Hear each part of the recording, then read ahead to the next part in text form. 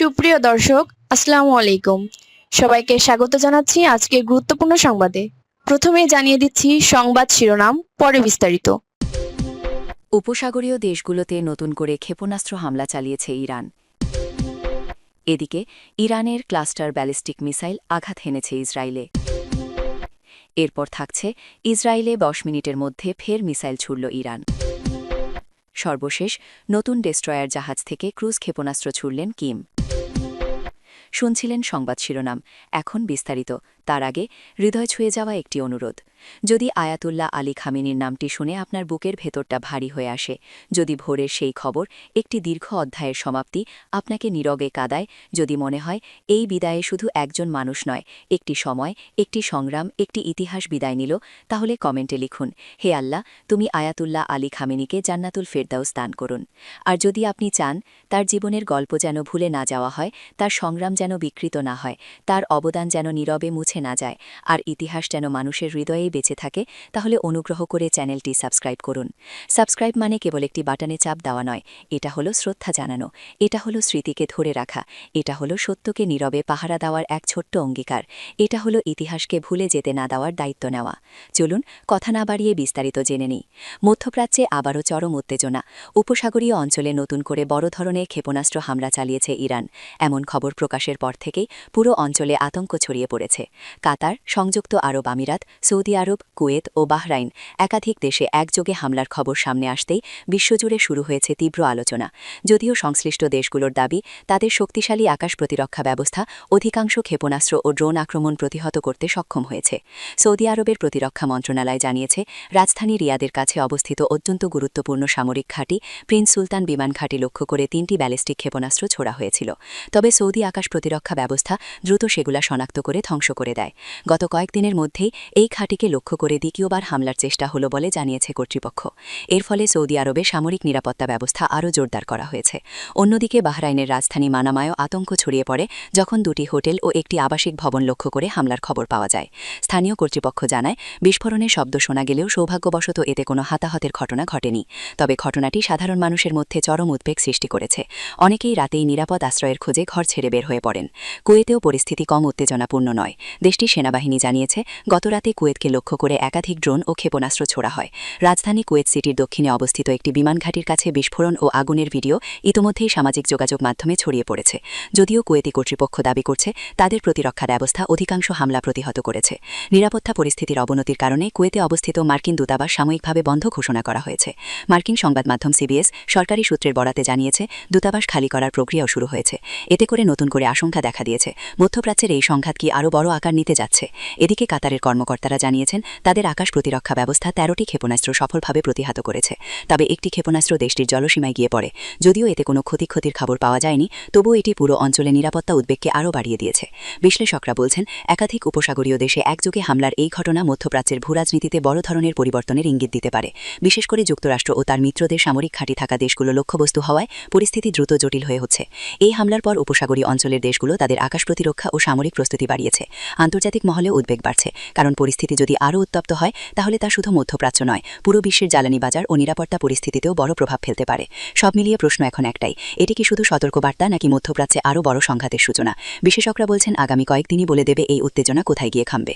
মার্কিন সংবাদ মাধ্যম সিবিএস সরকারি সূত্রের বরাতে জানিয়েছে, কুয়েতে অবস্থিত মার্কিন দূতাবাস খালি করার প্রক্রিয়া শুরু হয়েছে। কাতারের কর্মকর্তারা জানিয়েছেন, তারা 13টি ক্ষেপণাস্ত্র প্রতিহত করেছেন। একটি ক্ষেপণাস্ত্র দেশটির জলসীমায় পড়েছে। এদিকে ইরানের ক্লাস্টার ব্যালিস্টিক মিসাইল আঘাত হেনেছে ইসরায়েলে। মধ্যপ্রাচ্যের আকাশে আবারও যুদ্ধের আগুন। এবার দখলদার ইসরায়েলকে লক্ষ্য করে নতুন ধরনের ভয়ঙ্কর হামলা চালিয়েছে ইরান। এমন খবর সামনে আসতেই বিশ্বজুড়ে চাঞ্চল্য ছড়িয়ে পড়েছে। ইরান থেকে ছোড়া একটি ক্লাস্টার সমৃদ্ধ ব্যালিস্টিক মিসাইল ইসরায়েলের একটি এলাকায় আঘাত হেনেছে বলে দাবি করা হয়েছে। এই ঘটনার পর পুরো অঞ্চলে নিরাপত্তা সতর্কতা জোরদার করা হয়েছে। ইসরায়েলি প্রতিরক্ষা বাহিনী আইডিএফ আগেই সতর্কবার্তা দিয়ে জানিয়েছিল, ইরান থেকে ক্লাস্টার বোমা বহনকারী ব্যালিস্টিক মিসাইল ছোড়া হয়েছে। তাদের মতে, এই ধরনের মিসাইল সাধারণ ব্যালিস্টিক মিসাইলের চেয়েও অনেক বেশি বিপজ্জনক, কারণ এতে একসাথে বহু বিস্ফোরক ছড়িয়ে পড়তে পারে। সামরিক বিশ্লেষকদের মতে, ক্লাস্টার সমৃদ্ধ ব্যালিস্টিক মিসাইলের মূল বৈশিষ্ট্যই হল এর ভেতরে থাকা বহু ছোট বিস্ফোরক। যখন মিসাইলটি আকাশ থেকে নিচের দিকে নামতে শুরু করে তখন এটি মাঝ আকাশেই ভেঙে প্রায় ২০টি ছোট অংশে বিভক্ত হয়ে যায়। প্রতিটি অংশে প্রায় ২.৫ কেজি শক্তিশালী বিস্ফোরক থাকে। এরপর সেগুলো বড় একটি এলাকা জুড়ে ছড়িয়ে পড়ে।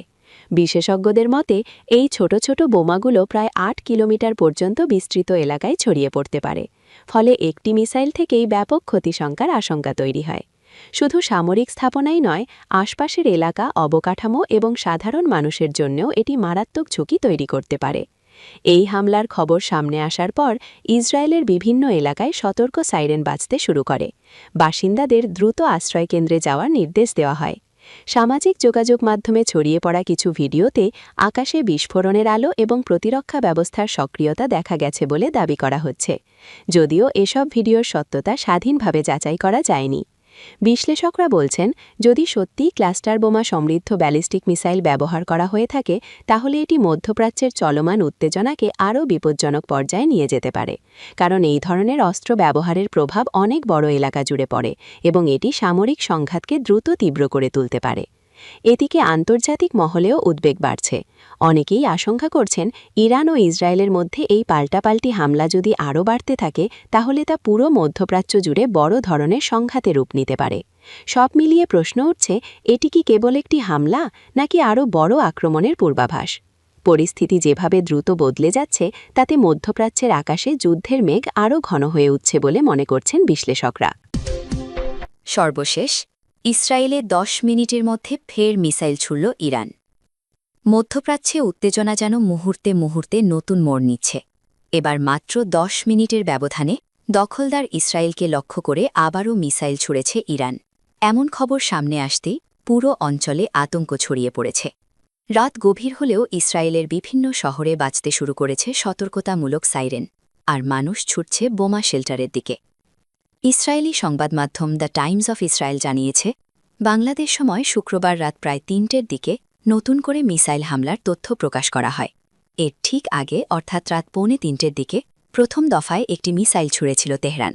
সেই মিসাইলটি ইসরায়েলের একটি খোলা স্থানে গিয়ে পড়ে বলে দাবি করা হয়েছে।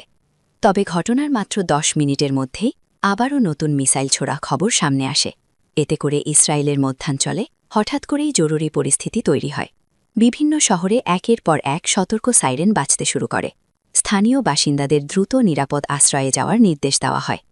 ইসরায়েলি প্রতিরক্ষা বাহিনী জানিয়েছে, পরিস্থিতি পুরোপুরি নিয়ন্ত্রণে না আসা পর্যন্ত সাধারণ মানুষকে বোমা শেল্টারে অবস্থান করতে বলা হয়েছে।